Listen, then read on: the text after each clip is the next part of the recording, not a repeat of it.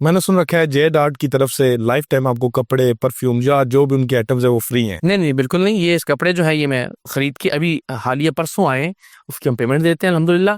रमजानुल मुबारक में जो ड्रेसिंग होती है, जो वेस्ट कोट्स और वो हम पहन रहे होते हैं, वो चूंकि जब हम स्क्रीन पर होते हैं तो फिर साथ उनकी एक पट्टी चल रही होती है प्रमोशन की, तो वो उसका मुआवजा होता है कि वो कपड़े दे देते हैं उसके बदले। मुझे भी बाकी देते भी हैं, जुनेद भाई ने शुरू किया था, अल्लाह करी रहमत करे। यानी आपका भी वो फुल लाइफ वाला नहीं है? नहीं नहीं नहीं, हरगिज नहीं, हरगिज नहीं। मैं 6 जोड़े, 8 जोड़े, 4 जोड़े बनवाता हूँ फ़ोन करके, और जब वो आते हैं उसकी स्लिप साथ आती है, हम वो ऑनलाइन या हमको जो भी उनके नुमाइंदगान है वो पेमेंट भिजवाते हैं।